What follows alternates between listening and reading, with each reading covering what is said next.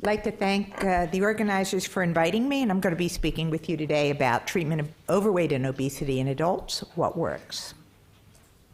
As a disclosure, my spouse receives research project support from Rhythm Pharmaceuticals. Well, why do we encourage our patients with obesity to lose weight? I just want to reinforce something everyone knows. We do this to prevent or ameliorate obesity-related diseases and conditions, and to improve the way they feel and function. And our FDA colleagues would also say to improve survival, although we certainly have less data on that. And how do we help our patients with obesity to lose weight and maintain weight loss? Well, we use three major modalities: lifestyle interventions, pharmacotherapy, and bariatric surgery. And while I just told you that we really do this to improve comorbidities and help our patients in the way they feel and function, the focus of this talk is going to be on the efficacy of adult obesity treatment for weight outcomes, just because of time constraints. But I'm hoping that my colleagues on the severe obesity panel can address more of the many medical benefits as well as potential risks of weight loss treatments. And I'm going to be using guidelines from professional societies, systematic reviews and meta-analyses, and large RCTs and observational studies when they're available. One guideline I'm going to be sharing some data from is the American Heart Association, American College of Cardiology Obesity Society Guideline for the management of overweight and obesity in adults. These are evidence-based guidelines focusing wherever possible on randomized controlled trials. But because these were deep dives, they really addressed a limited number of what were called critical questions. And the ones that are relevant to what we're talking about today are the efficacy of lifestyle interventions and the benefits and risks of bariatric surgical procedures. Importantly, they had no critical question on pharmacotherapy. However, there have been recent systematic reviews, meta-analyses, as well as clinical practice guidelines that address pharmacotherapy, so I'll be talking about that as well. Now, the AHA-ACC task guideline offers some guidance on lifestyle intervention, and they state that patients who need to lose weight should receive a comprehensive program that includes diet, physical activity, and behavior modification of 6 months or longer, and they say that with a high standard of evidence. The gold standard's considered on-site, high intensity, which they define as 14 sessions at least in 6 months, a comprehensive intervention that can be delivered in group or in individual sessions by a trained interventionist and persisting for a year or more. And with that, one can expect on average a weight loss of 5 to 10% of initial weight. Now, unfortunately, low to moderate intensity interventions delivered in primary care have not been shown to be effective. And other approaches, such as web-based approaches, were considered secondary because the amount of weight loss and thus health benefits are less. Really, most of the studies showed up to about 5 kilograms at 6 to 12 months. So I want to start out by talking a little bit about behavioral treatment of obesity. What is behavioral treatment? I really like this definition from Gary Foster, which was that behavioral treatment is an approach to help individuals develop a set of skills to achieve a healthier weight. And it's more than helping people to decide what to change. It's helping them to identify how to change. And there are a number of components of behavioral treatment. This includes things like self-monitoring, which can be monitoring your food intake, but also your physical activity or other behaviors. Stimulus control, which might be keeping the unhealthy foods out of the house or making fruits and vegetables more available, finding a different route to work that doesn't go by the Dunkin' Donuts. Goal setting, and again, these can be weight goals, but they can also be behavioral goals. Problem solving, like how to handle an upcoming vacation, Thanksgiving dinner. I need to go back. Stress reduction, and also relapse prevention, which is critically important because, as you can see, losing weight is the easy part compared to keeping it off. And one of the things I like to say is that if behavioral treatment were a drug, it would be approvable. And let me show that to you now. This is the guidance from the FDA for developing products for weight management. And in general, a product can be considered effective, according to the FDA, if after 1 year of treatment, either of the following occurs.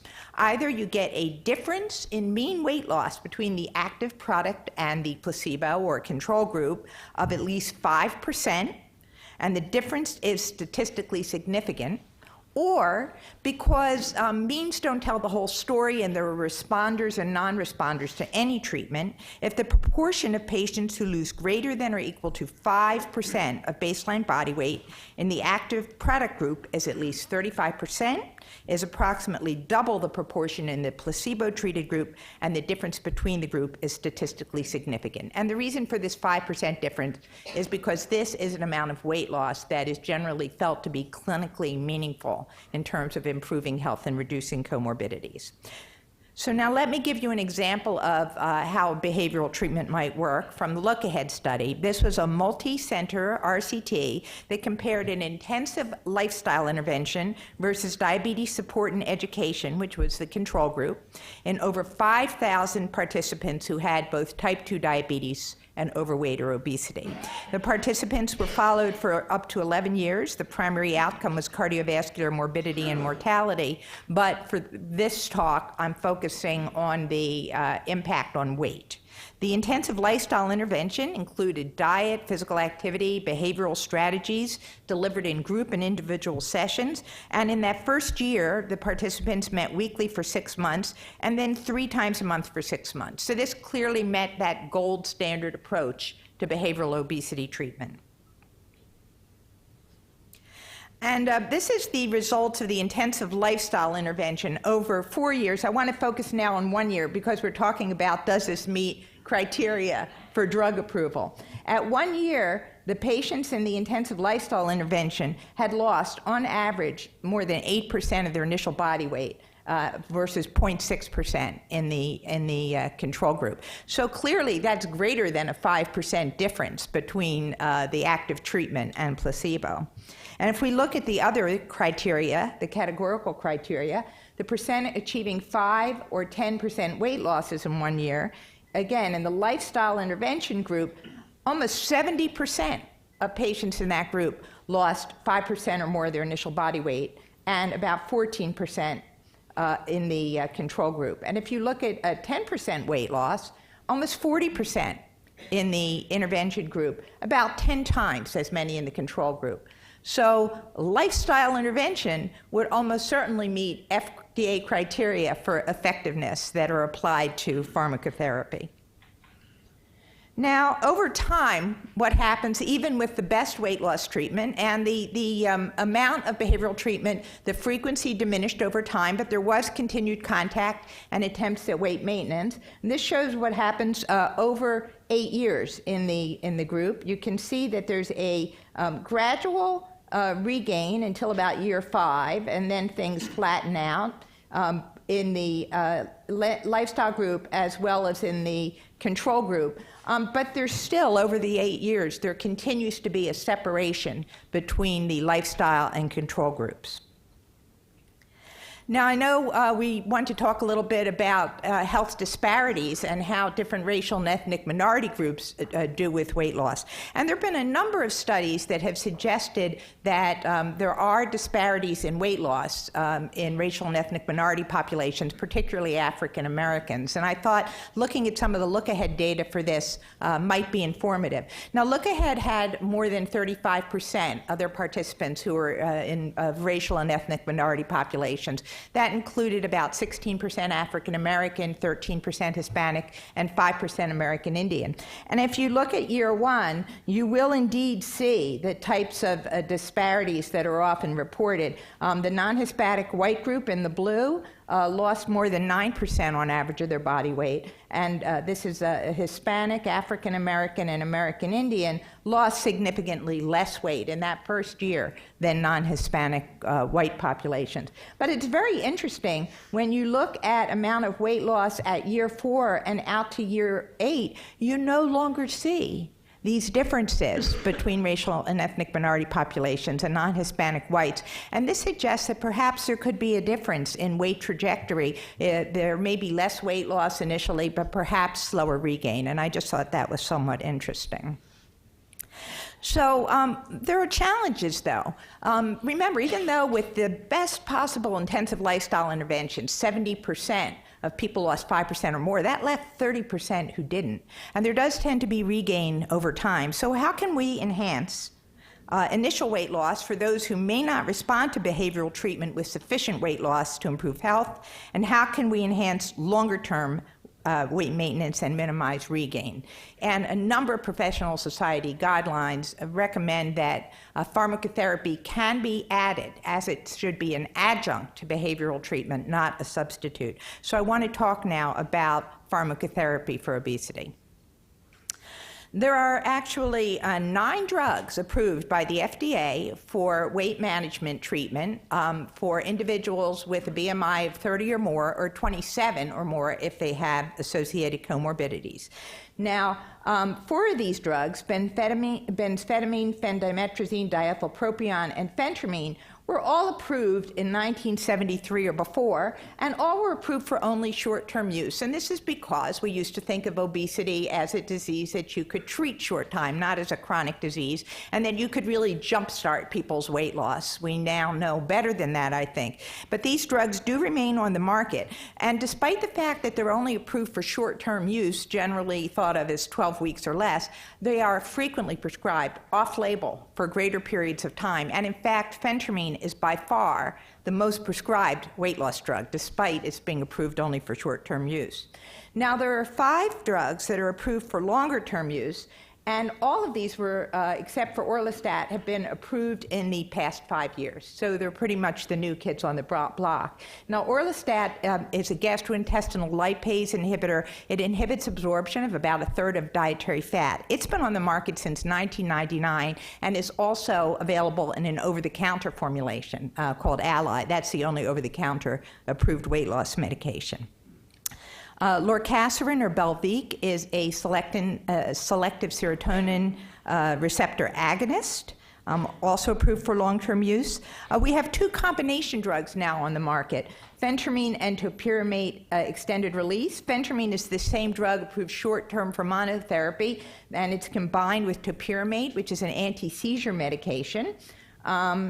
And bupropion and naltrexone extended relief. Bupropion is approved, it was originally an antidepressant. It's also approved for smoking cessation, and naltrexone is approved as monotherapy for opioid dependence and alcohol abuse. And finally, the most recent approval is liraglutide, which is a GLP receptor agonist that has actually been approved in a lower dose for diabetes treatment. It is the only of the medications that is injectable. 3 of these are actually not DEA scheduled. All of the older drugs are Drug Enforcement Administration scheduled drugs because that means they have at least some theoretical abuse potential. But orlistat, the Contrave, bupropion, naltrexone, and liraglutide are not controlled drugs. So when we look at the efficacy of obesity medications that are approved for long-term use, these are some data from a review we did a couple of years ago. And this is, when you look at placebo-subtracted weight reduction, this is in kilos, but that's pretty close to percent because the average patients in these studies was about 100 kilograms. What you can find, these are 1-year data, that the placebo-subtracted weight loss ranges from about 3%, orlistat, the over-the-counter, a little bit less, about 3% or so for orlistat, the higher dose, and lorcaserin. Intermediate for liraglutide and then naltrexone, bupropion, with the highest placebo-subtracted weight loss for the phentermine topiramate. You can see about, for the highest dose of the phentermine topiramate, more than 9% difference from placebo. But again, we want to look at categorical weight losses as well because of responders and non-responders.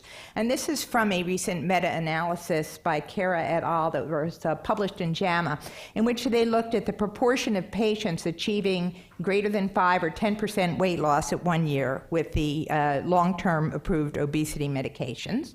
And here you can see of the placebo groups analyzed, about 23% lost 5% at a year, and about 9% lost 10%.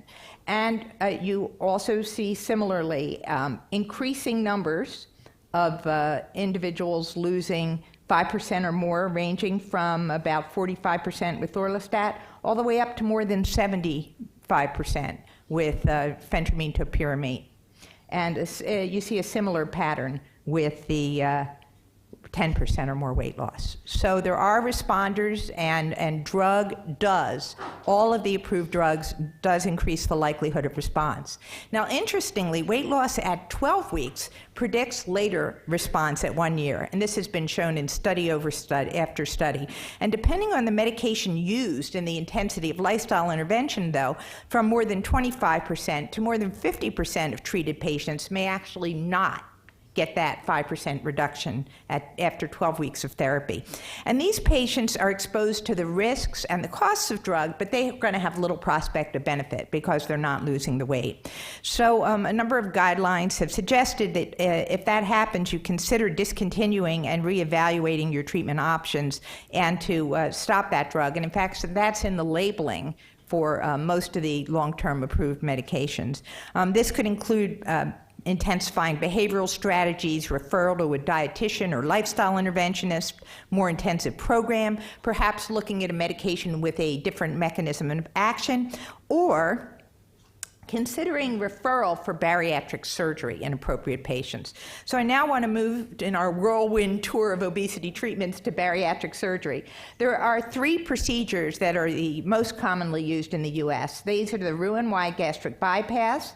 It's typically been considered a restrictive and malabsorptive procedure, but we now know that there are also significant metabolic benefits, effects. There is impact on bile acids, gut hormone, the microbiome, et cetera, through which the mechanism of action appears to be. And of the 3 procedures, these are the ones, the Roux-en-Y gastric bypass generally shows the greatest improvement in medical comorbidities.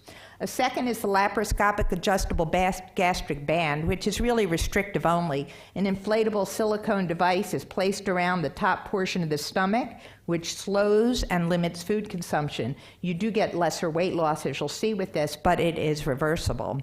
And finally, the sleeve gastrectomy, also sometimes called the gastric sleeve. Now, theoretically, this is restrictive only because 80% of the stomach is excised. But this also appears to have metabolic effects, perhaps somewhat similar to the gastric bypass. I think what's really interesting is this is increasing dramatically in popularity. And between 2011 and 2016, this went from 18% of bariatric surgical procedures to more than 50%. So it's now the most commonly performed procedures, despite the fact that we really have very little long-term data on it. So the American Heart Association College of Cardiology TOS guideline suggests that physicians advise their patients with a BMI of 35 or more and a comorbidity or more than 40 that bariatric surgery may be an appropriate option to improve health and to offer referral to an experienced bariatric surgeon for consultation and evaluation. Mean weight losses, according to those guidelines, at 2 to 3 years can be 20 to 35% of initial weight, depending on the procedure, and that was with high standard of evidence. There was some regain seen over time, about 7% of initial weight over 10 years, but that had a low standard of evidence. The reason is a lot of those data came from the Swedish obese subject study, which was an excellent study, but it was done at a time when they used different procedures than they do today. Only about 15% of those patients had undergone gastric bypass. So the NIDDK funded the longitudinal assessment of bariatric surgery, an observational cohort study of adults who underwent a first bariatric surgery at 10 U.S. hospitals between 2006 and 2009. Now, 70% of those patients underwent Roux-en-Y gastric bypass, 25% gastric band, and only 5% other. And that's because at the time, 2006 to 2009, these patients were getting their surgery for clinical care, and that reflected the types of clinical care being provided. And the patients underwent assessments yearly. So I'm going to show you weight change with these procedures following bariatric surgery at 3 years. These were from the paper in JAMA. And what you can see is that people who underwent the gastric bypass procedure lost more than 30% of their weight at 1 year, and maintained a fair amount of that on average at 3 years, whereas with gastric bypass, they lost significantly less, about 16% at 3 years. And that's consistent with other studies. Now, this is really interesting. It's a little bit complicated, but I'll walk you through it, and I think it's worth looking at. These were the trajectories of weight change following bariatric surgery. This is from our 3-year paper. And the top is gastric bypass percent weight change over the 3 years. And the biostatisticians at labs looked at the data and found distinct weight loss and regain trajectories for both procedures, 5 different trajectories. And if you look at 6 months, everybody looks pretty much the same, but then you start seeing some separation in trajectories. A very small number of people, about 2%, really had started regaining almost immediately. Another relatively small group, about 6%, continued to lose weight to 2 years, and they were down really more than 40 or almost 50% at 3 years. And most people did very well. About 70% of the cohort had a mean weight loss of 30% or more. Now, laparoscopic gastric banding was even more variable. About 20% of the cohort started to regain their weight, and we're down 5% or less by 3 years. And you had another group, a very small group, about 4%, who lost almost as much weight as those who underwent gastric bypass. Now, we tried to look at what the predictors were of weight and health outcomes in patients undergoing bariatric surgery and looked at more than 100 preoperative and operative variables, and unfortunately found few baseline variables were associated with 3-year weight change, and the effects were small. These results indicate that baseline variables have limited predictive value for an individual's chance of a successful weight loss outcome after bariatric surgery. I just wanted to show you briefly, we have 7-year data now in labs. These are unpublished data. I think the good news is that after that initial slight regain, things remain fairly stable for the laparoscopic gastric banding group at about 14%. With the Roux-en-Y gastric bypass group, this is what they looked like at 3 years, and they still do pretty well with a weight loss of almost 28%. At 7 years. So I think that's quite reassuring. I wanted to show just one slide showing sleeve gastrectomy versus gastric bypass. As I mentioned, that's now the most popular procedure for weight loss. Most of the studies available are case series, and there's very little long-term data. The case series seem to suggest that you get slightly less weight loss overall than gastric bypass. I wanted to show one recent randomized controlled trial in patients with type 2 diabetes. This was by Phil Shower's group. There were only 104 patients, but it's instructive because it was patients who were actually randomized to sleeve gastrectomy or gastric bypass. And what you can see here is this was medical treatment of their diabetes. Of course, not much weight loss at all. But when you actually look at the gastric bypass versus the Roux-en-Y gastric bypass versus the sleeve, you see about a 5-kilogram difference in weight loss. And I think that's consistent with what some of the case series are showing. So to conclude, intensive lifestyle interventions using behavioral treatments can lead to a mean weight loss of 5 to 10% at 1 year. Less intensive treatments, either in person or electronically, lead to smaller weight losses. Over time, some regain can be expected, even with continued treatment. In randomized controlled trials of intensive lifestyle interventions, there are initial differences in weight loss by race, ethnicity, but these diminish over time. Adjunctive treatment with obesity medications or surgery can be considered in appropriate patients, and adding drug treatment can increase weight loss from 3 to 9% more than lifestyle treatment alone, and patients are also more likely to respond with clinically meaningful weight loss. Initial weight loss predicts later treatment response. Bariatric surgery leads to the largest and most sustained weight reduction. There are differences by procedure. Roux-en-Y gastric bypass, perhaps more than sleeve gastrectomy, and certainly more than the laparoscopic gastric band. But within each procedure, there's some variability in weight loss and maintenance, yet we have few predictors of treatment response. And I just wanted to leave you, because I'm from NIH and I'm always thinking about where do we go from here, with some knowledge gaps for the efficacy of obesity treatments. We need to know more about drug and surgical treatments in racial and ethnic minority and other health disparities populations, such as those in lower socioeconomic status, rural areas, etc. We need to know about the effectiveness of newer modes of delivery for lifestyle interventions. There's a lot going on now with, web-based and telephonically delivered interventions, and these are very promising. We need more data.